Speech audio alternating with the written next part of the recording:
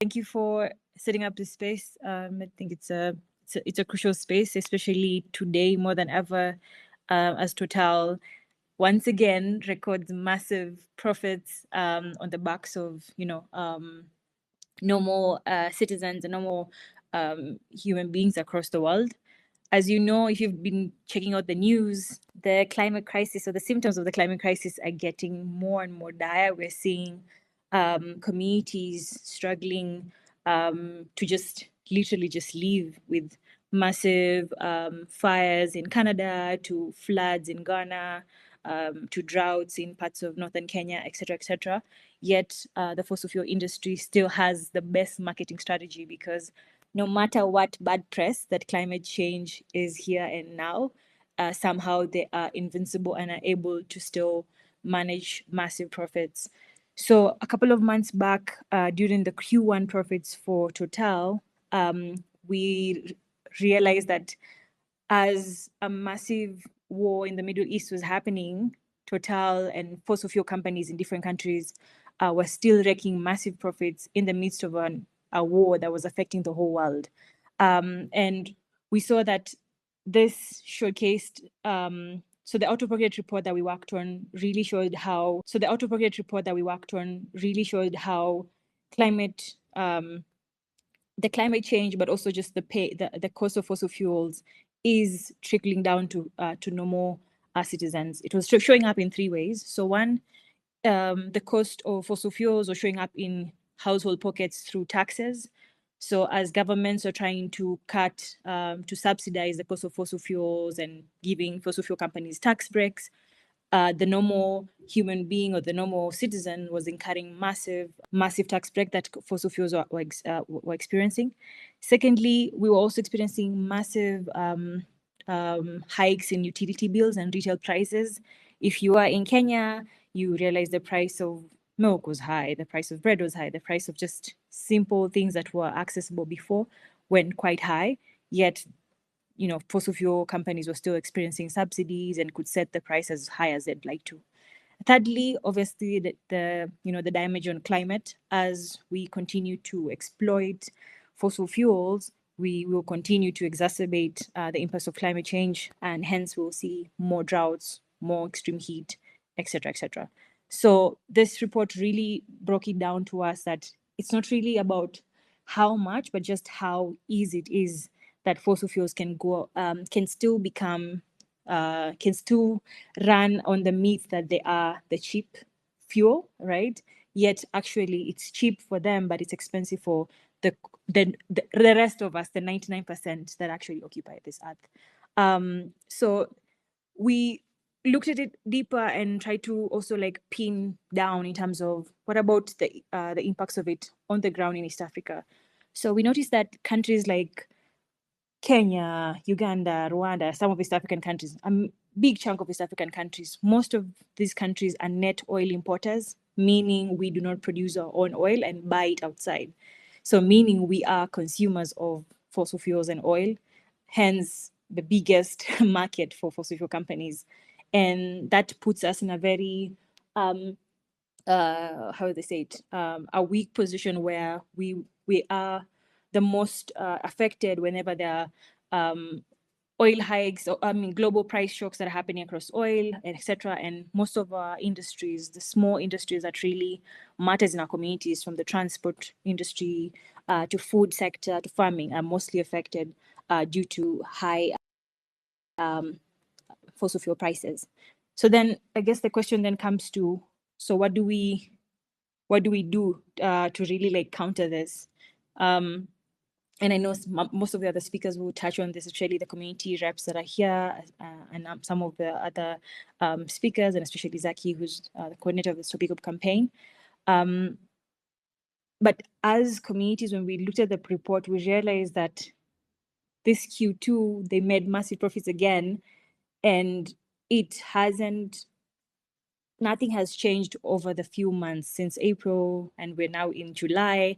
And that means this cycle of exploitation will continue to happen if we keep silent about how this industry is very exploitative, but also if we let public finance, which is the taxes we pay to our government, be used for investments that do not make sense to our communities themselves. So it's so imperative that for us as communities and community leaders, civil societies, academia, to now pull into our own expertise and look inward in terms of, we cannot fight the big fight of the fossil fuel fight alone. We cannot fight it as just academia or just civil society. Now more than ever, we really need to pull in expertise and efforts across board. We need to bring people from economists who can counter the narrative that fossil fuel is cheap, to academia who can showcase and work with innovators to really showcase the power of renewable energy in the continent and the capacity that it has to transition our economies from fossil fuel reliant economies to economies that can actually be resilient past the age of the climate change. But also we need to work with, I don't know, media and people and people who can help us amplify this message, because the fossil fuel industry has the best PR, although they do the worst things in the world. So we need to also back that with our own PR that showcases what is the solution that our communities actually want, what is actually possible in the communities that we work on, and what are the realities we live in the midst of the climate crisis. So in April, Total recorded their first Q1 profits, and obviously they were high. It was still a massive profits, and this week, and especially today, as they report the second quarter, they actually record that they have grown. Their profits have increased around 105% since 2025, which is absurd considering how much the rest of the citizens have been struggling to just pay for simple fuel to fuel your car, or for a simple boda rider to be able to purchase fuel to be able to run his family, etc., etc. So then I wanted to just connect this to just the overall global dynamic, is that oil majors still operate on global commodity pricing models. And so this, although we've seen the wars that happen, the Middle East war that was happening early this year, and there's still issues around that. And yet we've seen also the global climate change impacts that we've been noticing across the continent and as well as the world. Like I think recently in the social media, you've been seeing the forest fires in Canada. You've been seeing the floods in Ghana last month in June, et cetera, et cetera. Yet fossil fuel companies are still able to wreak profits without any, how do I say this? There's some sort of immunity to them, that they can continue to impact and the climate and as well the environment, and cause detrimental impacts to communities and families and households and just the environment itself. Yet there is some immunity that they carry in our continent and in our regions. So then I see that this is a sign that now more than ever that there needs to be a global way forward, an agreement across the world and the continent, especially on how we need to really set the tone to take away the power that fossil fuel companies such as Total continue to have in our communities. And this is where campaigns such as the East African Crude Oil Pipeline, the Stop Eco campaign, come in, because they highlight such human rights violations. I think Balak has spoken quite adequately on this. And if we continue to have such watchdogs across our communities, and that means we cannot continue to see this impunity go through.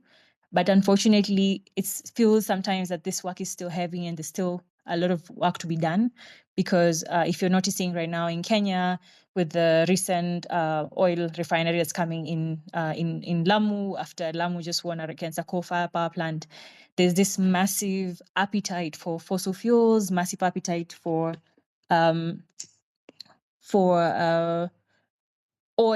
gas, coal. All of a sudden, there's this rush for gas and oil, just because a big chunk of East African countries are net importers of oil and gas.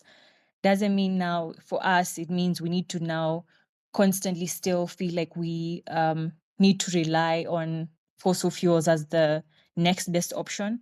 I feel it's an opportunity and a moment for the continent, especially East Africa itself, to really hone in into figuring out what's the next best solution for us and how can we pick the right investors for our communities and for our continent.